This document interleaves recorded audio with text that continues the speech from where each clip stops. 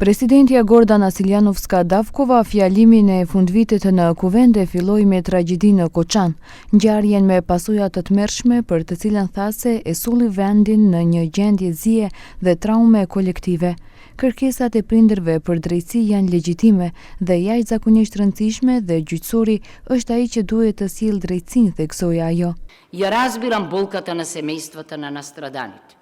Го разбирам нивниот оправдан гнев и бес. Нивните барања за вистина, за одговорност и за правда се апсолутно легитимни. Единствениот легален начин како државата може да ги задоволи легитимните барања на семејствата е преку почитување на уставот и законите. Вон системското постапување. Megjithatë, pjesën më të madhe të fjalimit të saj, Siljanovska-Davkova ja kushtoi procesit eurointegrues të vendit dhe rrugës së bllokuar europiane. Ajo tha se pavarësisht se kemi rezultate të vazhdueshme, problemi ynë nuk janë kriteret e Kopenhagës, por ndryshimet kushtetuese. Nëse Bashkimi Evropian ka një zgjidhje për Ukrainën, duhet të gjejë edhe për ne, theksoi Siljanovska.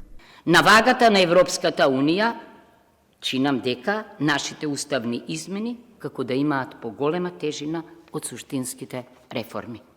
Без јасни гаранции од ЕУ и од Бугарија и без соодветни заштитни механизми, со уште една уставна промена, ние ризикуваме од овој процес да излеземе, како што старецот на Хемингвеј излезе од морето, со костур од риба, со соголен, изглодан суверенитет и идентитет, национален и културен.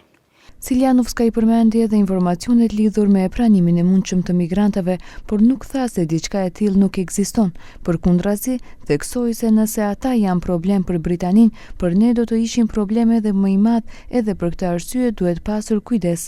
Ajo e lëvdëroi dhe projektin Safe City, për cilin tha se është shumë I rëndësishëm për sigurinë trafik, edhe kësaj here përmendi çështjen e ikjes së të rinjve, por edhe politika për bashkëdhetarët në diasporë.